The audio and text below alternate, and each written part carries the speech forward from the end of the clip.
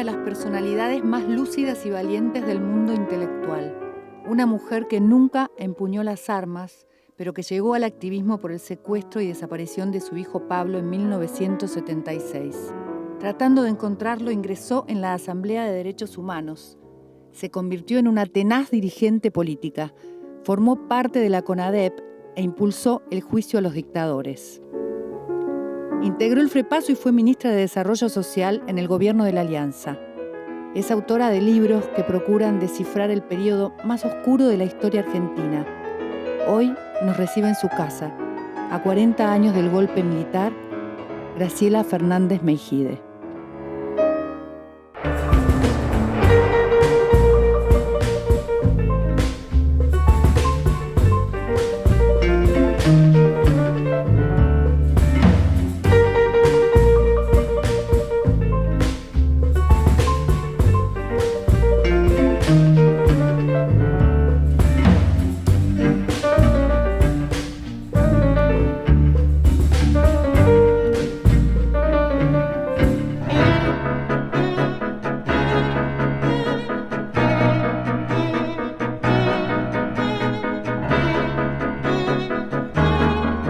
Gracias por recibirnos, Graciela, en este primer programa del ciclo número 13, el año número 13 de Dímelo Tú, un programa en el que intentamos conocer a través de las decisiones los valores de las personas que elegimos para esta conversación, y te elegimos porque sos una mujer absolutamente inspiradora. Bueno, a ver, primero que te tengo que decir, te felicito que siga el programa de esa temporada y te agradezco mucho que la empieces conmigo. Es un momento muy especial estamos muy cerca del 24 de marzo, seguimos reflexionando sobre ese tema y quién mejor que Graciela Fernández Meijide para hacer esta reflexión, ¿no? Sí, y fíjate que se dio, este año es el año del Bicentenario, es el año en que se cambia de gobierno. Bueno, se cambió el día de diciembre, pero ha cambiado un gobierno, empieza otro, ojalá con todas las dificultades y ojalá que con el mejor futuro. Y al mismo tiempo está este recuerdo de los 40 años. Uno dice, bueno, 40 años, ¿qué diferencia hay entre 39 y 40? ¿No? Sin embargo, las decenas es como que te marcaran más. Pero no me parece que además esté muy separado la intensidad de esta conmemoración con el cambio de gobierno. Es necesario reafirmar el tema, ¿no? Porque hay algún prejuicio sobre si se va a seguir investigando, si va a seguir actuando la justicia. Eso por un lado, pero por el otro lado porque en el anterior gobierno se hacía hincapié en un relato de lo que había ocurrido, que se fue armando a través de los años, se fue como reafirmando. Y si hoy le preguntamos a algún chico joven, tiene una historia muy reducida y muy reduccionista de lo que fueron los 70. A alguien que no lo haya vivido, si es preguntado, te va a decir como si fuera de Villique en casa. Y fue bastante más complejo. Como de una bajada de línea, ¿no? Y de poca investigación real. Hubo buena investigación real hasta un cierto punto, pero después se tergiversó. Por ejemplo, que en la primera época, para ser concretos, en que cuando se salió la democracia, que la gente votó, después de comprender el nivel del horror, cosa que fue incentivada por la derrota en Malvinas, cuando la gente votó paz por sobre todas las cosas, y después basta los militares, y después investigación a sus crímenes, y en el mismo voto, ¿no? Era la continuación de los hechos, y juicio a eso que había ocurrido, estaba diciendo no a un pasado que iba mucho más atrás. ¿A qué pasado? Iba a un pasado que es historia nuestra, por lo menos desde el 30, de 1930 para adelante, que es un pasado donde los militares, apoyados por distintos sectores de la sociedad, daban un golpe y se tomaba, se naturalizaba. Después venía la democracia, se daba amnistía, la Corte Suprema aprobaba esa amnistía y seguíamos, y así la próxima vez que los civiles no podían solucionar en su clase política las las dificultades que trae una democracia, que hay conflictos, como siempre también, rápidamente a los cuarteles. Bueno, yo creo que una de las cosas, por eso a mí me suena lo de cambio de gobierno, aunque ni remotamente se pueda comparar a lo que pasaba en el 83. Hubo cambios, ¿no? Hubo mejoras. Uno dice, algo se decidió en el 83, y es que los conflictos, lo decidió la gente, ¿no? La mayoría, los conflictos los vamos a solucionar dentro de la democracia y no vamos a permitir que irrumpa nadie que se considere padre de la patria. Ahora, en este libro, en el diálogo, que es un diálogo justamente entre vos y Héctor Ricardo Leis, que es también un militante de aquella época, un militante del Partido Comunista, de la Juventud Comunista. De la Juventud Peronista. De la Juventud Peronista también. Hacen una reflexión. Fue oficial montonero, ¿eh? Fue montonero oficial. Montonero, y tuvo las armas en la mano. Él dice que no era militarismo los montoneros, sino que era un poco una pasión por la violencia. Como habla de que la violencia era casi como una droga, una necesidad. ¿Cuáles son esas reflexiones que hace? No solo para montoneros, fue una época. Hay que meterlo todo esto en épocas porque no es lo mismo. Hoy por hoy no se darían las mismas circunstancias. La vez pasada, hablando con una politóloga italiana, relativamente joven, pero bueno, que conocía la historia y además, que estaba acá, comentaba de nuestra historia y de lo que ella había leído y demás, el juicio. Y yo le dije, pensá que en mayo del 68, el famoso mayo francés, para aquellos que tenemos unos cuantos años, fue muy marcador por quienes intervenían, eran todos, eso era un movimiento de universitarios y de intelectuales, era la cultura, jóvenes, con consignas muy atrevidas para la época. Hoy nos parece un chiste, pero en aquel momento prohibido prohibir. También es verdad que se vivía un momento muy especial en esa época, la pastilla anticonceptiva. Había una revolución, un cambio, una búsqueda de la libertad en todos los sentidos. Un cambio cultural muy fuerte. Y yo le decía, mira, ustedes ponían las ideas, pero acá se puso la sangre. Porque allá no hubo un muerto en todo el mayo francés, por suerte. Bueno, aquí ¿por qué pusimos la sangre? Porque acá también teníamos un marco de confrontación muy fuerte, que era la Guerra Fría entre Estados Unidos y la Unión Soviética. Estados Unidos no estaba dispuesto a que Cuba extendiera su revolución. La Revolución Cubana. Cuba estaba dispuesta a hacerlo. Che Guevara decía los 100 Vietnam. ¿Y qué hace Estados Unidos? Convence a las Fuerzas Armadas de cada país que sean los policías ideológicos, policías de fronteras ideológicas, es decir, que lucharan contra el comunismo. Esto, por un lado, intensificó las guerrillas de origen políticos diferentes y las represiones que fueron aumentando hasta que todo se puso muy violento cuando, vuelto Perón, ya se quedó demostrado que él no podía poner paz. ¿Qué se hablaba en tu familia en ese momento? ¿Cuál era la postura en tu casa, en donde además Pablo se había criado, acerca de lo que estaba pasando? Pablo tenía, era muy chico, tenía creo que 13 años, su hermana 15, María Alejandra, y fueron a las manifestaciones contra el golpe de Pinochet. Había una especie, para un sector de la juventud, de militancia acelerada de muy jóvenes. En esa época el que no tenía militancia política era un tonto. Hoy diríamos, estaba mal visto, estaba visto como alguien que no se involucraba. Que no pensaba. La confrontación venía a muerte, y de ahí me parece que viene lo de Leis, porque la decisión era llegar al poder. El poder está en la boca del fusil. Cuando vos tenés esa definición, Mariana, es luchás hasta que el fusil gana. No, o sea que era una bajada de que debía ser con armas. Claro, no era el poder está en los votos.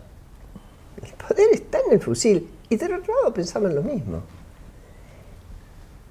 Civiles y militares. Antes del golpe aparecieron, después de muerto Perón, las bandas paramilitares, la AAA, el Comando de Libertadores en Córdoba, que perseguían a la gente, es más, que anunciaban en publicaciones a quienes iban a matar o quienes estaban en peligro, algunos lograban escapar por eso.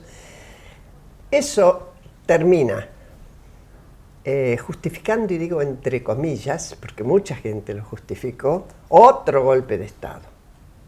En el 24 de marzo del 76, el que hace ahora 40 Claro, mucha gente años. lo apañó, lo buscó, lo quería, ¿no? También, Algunos por supuesto, sus si no, no propios hubiera intereses, sucedido. pero algunos por sus propios intereses, culturales, comerciales y hasta religiosos. Otros por el miedo y la necesidad de que se calmara todo. La violencia, Entonces, esa violencia entonces que dijeron, existía. bueno, que vengan a poner orden. El orden que se puso fue el orden de los cementerios. Peor, ni siquiera era de los cementerios porque se ocultó los cadáveres. El orden que se puso fue el de la clandestinidad en la represión, control del pensamiento y control hasta de los libros, hasta de las matemáticas modernas. Controlar algo que realmente a la no se gente podía joven controlar. esto les puede parecer muy extraño, pero se prohibían las matemáticas modernas porque eran subversivas. La teoría de los conjuntos se prohibía. Ahora, hay una cosa que sigue fluyendo de alguna manera en nuestro país, de prohibiciones, de ocultamiento, ¿no? Porque en estos últimos años también hubo ocultamiento de datos, hubo relato, hubo una bajada de línea que no sé si tenía siempre que ver con la realidad ni con la verdad. Siempre como si los ciudadanos fuésemos infantiles, fuésemos unos niños a los que se los puede manipular, ¿no? Desde el que forma opinión. Desde el que forma opinión, desde los gobiernos, desde los que tienen realmente el poder para hacerlo, ¿no? No, Marilena Bosch había hablado en plena dictadura todavía el país jardín de infantes. Claro. ¿A quién se trataba? País jardín de infantes. País jardín de infantes. Y seguimos estando así tan indefensos. No sé si tanto. Bueno, a ver, los primero argentinos. no somos inocentes. Ninguno es inocente. No es que en la Argentina a los argentinos nos pasan las cosas. No, las hacemos o no las hacemos. Las hacemos bien o mal o no las hacemos. Porque te pasa un terremoto, te pasa una tormenta, pero no te pasa en los hechos de la historia, alguien los hace. ¿Y qué estamos haciendo? ¿Qué hicimos en estos años? Por lo también? pronto somos muy poco afectos, muy poco apegados al cumplimiento de la ley. Podemos aceptar bien las prohibiciones y hasta prohibir, si somos bastante autoritarios. Y nos viene muy bien la ley para que otros la cumplan. Pero en cuanto podemos la transgredimos. Desde la más elemental falta de estacionamiento. Hay algo que vos decís, que dijiste hace pocos días en una entrevista, que crees en la justicia y en los derechos humanos si podés pedir el mismo nivel de justicia para tu hijo desaparecido que para tu peor enemigo. ¿Cómo crees que está la justicia hoy en la Argentina? Bueno, se ha demostrado que es poco independiente del poder político, salvo honrosísimas excepciones, que fácilmente influenciables, sobre todo los jueces federales, que tienen que ver con los delitos que cumplen los funcionarios. Cada vez que hemos visto algún funcionario en riesgo de ser acusado, implicado en algo, hay algún juez que cajonea, algún fiscal que se olvida de apelar a tiempo, de hacer lo que Bueno, tiene el caso que hacer. Nisman es El caso un ejemplo Nisman claro. es un caso que todavía nos pesa. Yo lo sumaría a las deudas más pesadas de nuestra historia. ¿Por qué yo digo esto de la igualdad ante la justicia? No es fácil admitir que debe existir la igualdad, no importa quién sea que cometa el delito. Y lo mío no es ni sentimental ni es religioso, no es una filosofía religiosa.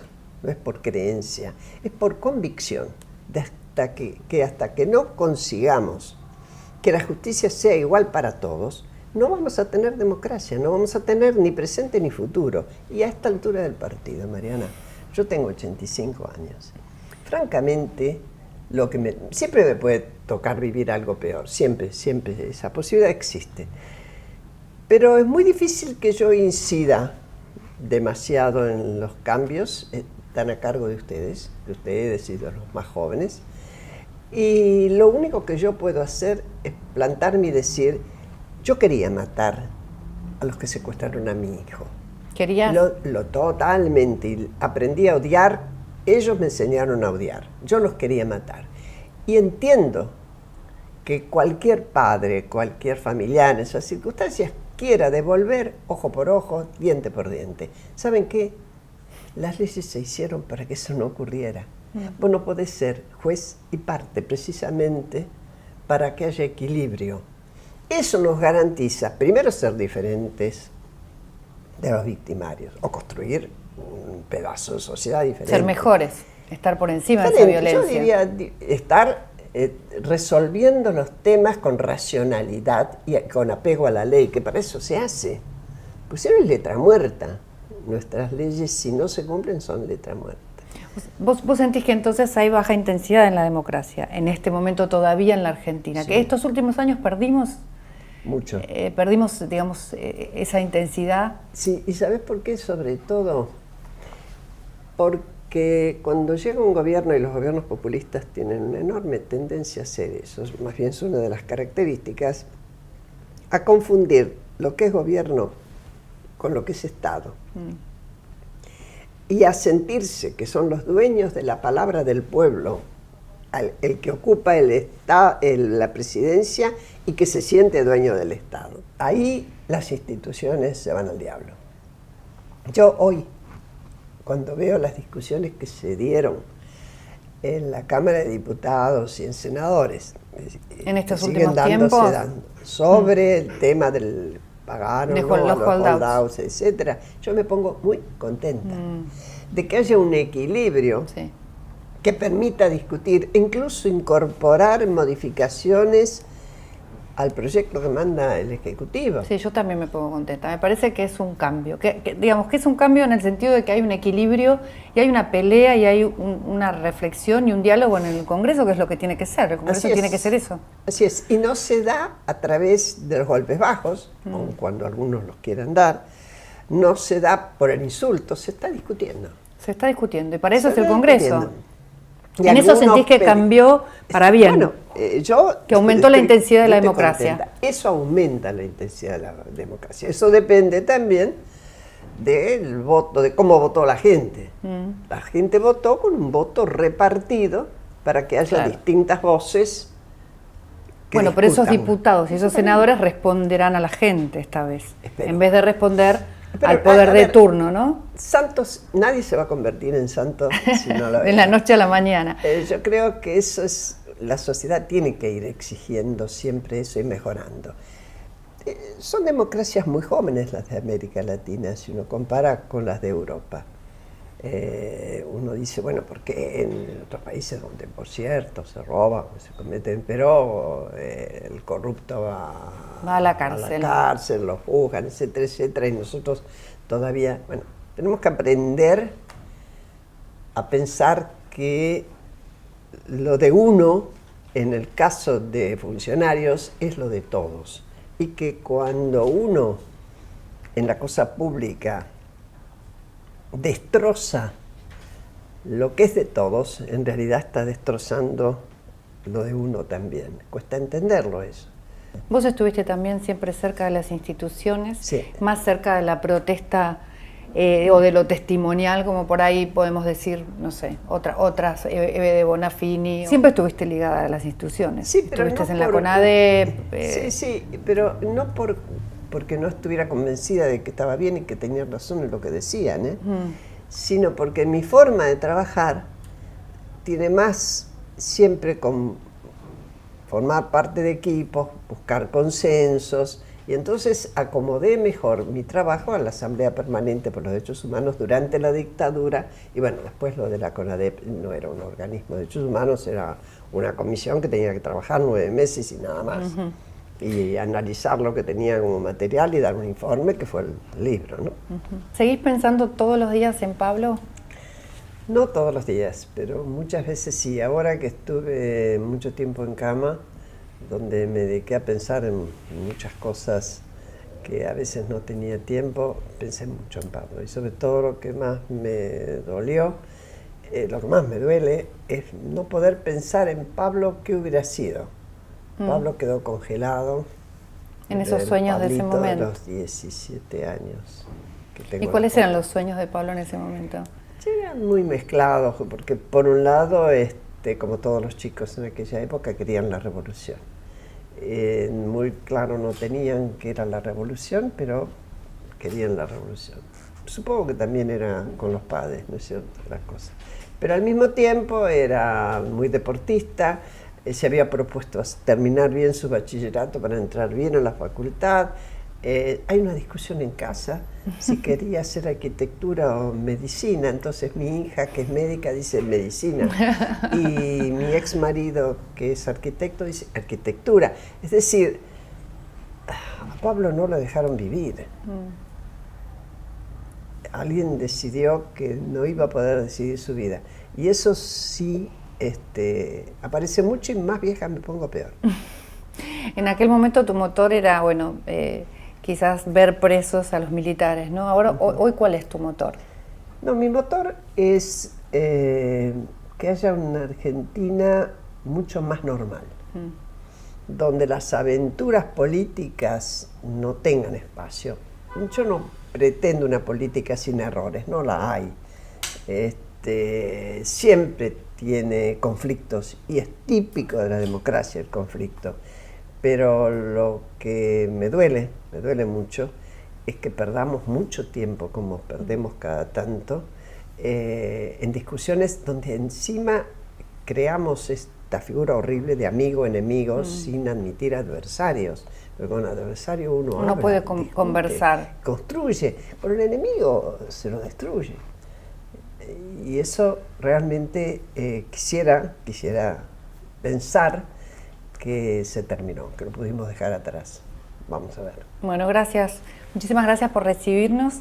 Ese es un momento selecto en el que yo te digo un poco cómo te veo. A ver. Bueno, te veo como una mujer absolutamente inspiradora, como una mujer que hace honor de lo femenino, de esa manera de dejar de lado la venganza, el odio, para mostrar amor, para construir, para darnos a los argentinos una manera, una forma de ser mucho más elevados y ser personas superiores. Te veo como una persona absolutamente superior, como una mujer superior. Y me encanta conocerte, me encanta verte de vez en cuando y encontrarme con vos. Para mí también, Mariana. Eso estás en casa. Gracias. Una botella de Chandon y anteojos de mi marca. Yo los elegí para vos, me gusta mucho, te quedan muy bien. Gracias, Graciela. No, gracias a vos.